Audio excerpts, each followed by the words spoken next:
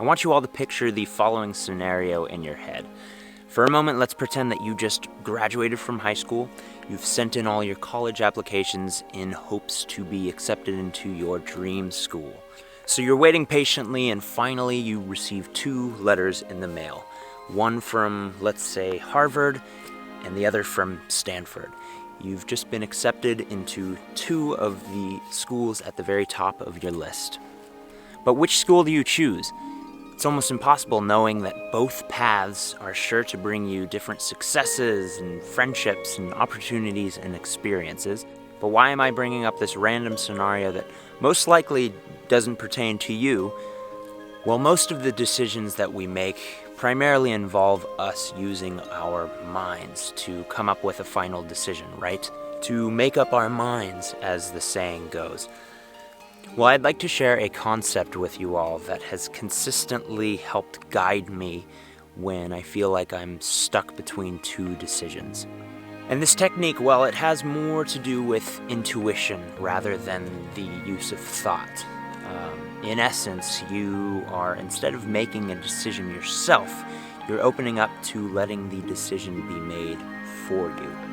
And by now, you're probably thinking that this is sounding very esoteric and new agey. But bear with me and I'll explain.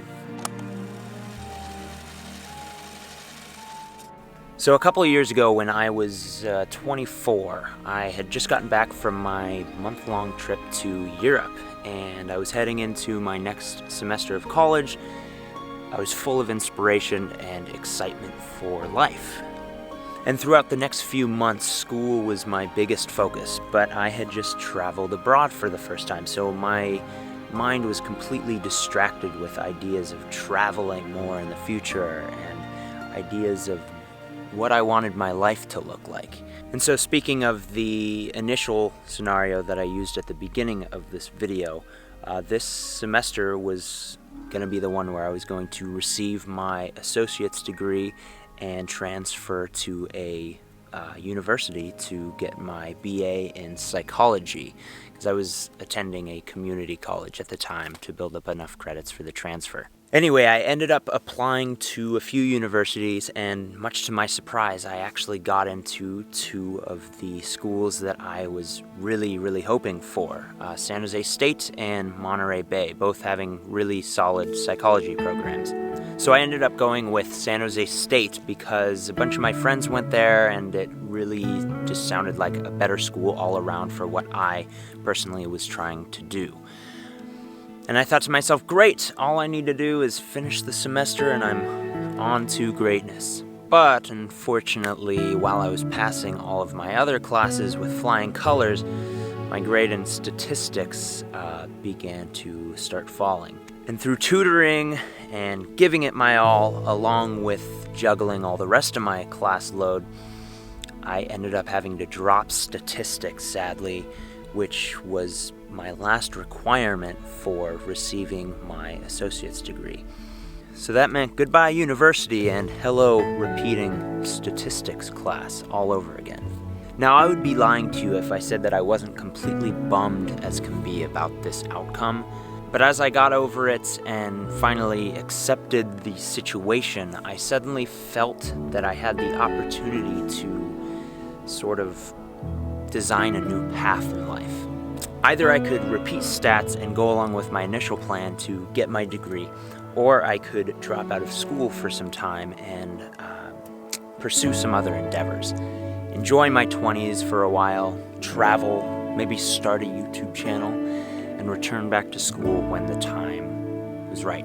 I had found myself in a position where I simply had no idea what to do.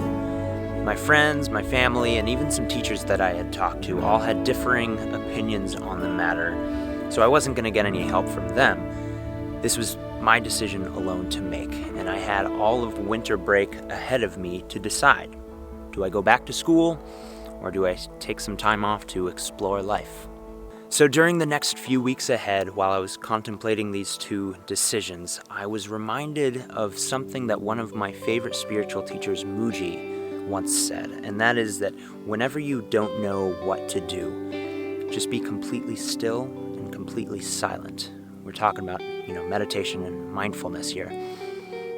And then is when your answer will become totally clear to you.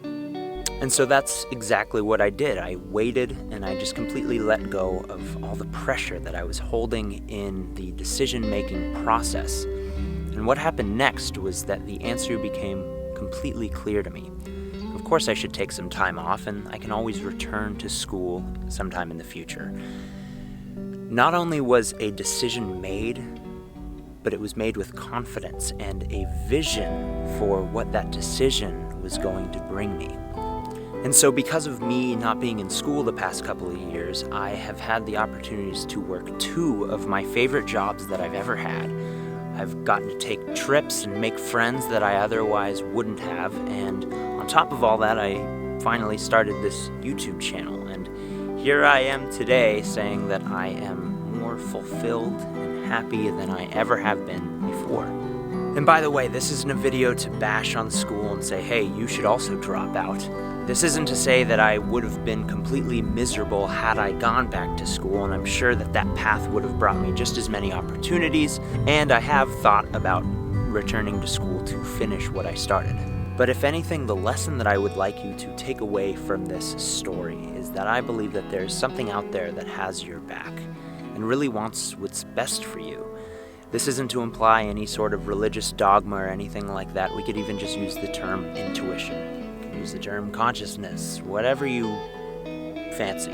But my point is that when we finally start to become quiet up here, and we start to open up more fully to what's in here, it's been demonstrated to me time and time again that this position of presence and openness brings us to exactly where we need to be. So, next time that you find yourself stuck between 2 decisions, why don't you test out this theory and see if it is true for you? Do I buy the new toy that I've been wanting for what seems like a millennium, or do I keep saving my money? Now that's an easy one. Or do I start my own business doing what I love, or take this job that guarantees me financial stability and advancement opportunities? This one's a little harder, isn't it? But the best advice that I can give to anyone that considers themselves a bad decision maker, much like myself most of the time. Number 1, start meditating, because it'll change your life in more ways than one, and it's the beginning process of what we're talking about in this video. Number 2, practice letting go as often as possible. Let go of your ideal outcomes, and let go of your need to be right. And number 3, practice letting your life play out on its own. Get out of the driver's seat every now and then and see where life takes you. But with that all being said, I hope that you guys found this video to be informative and valuable, if not entertaining at the very least. And as always, I hope you guys are staying happy, healthy, and creative during these whack times that we've been seeing recently. Take it easy, guys. See you in my next video. Stay safe.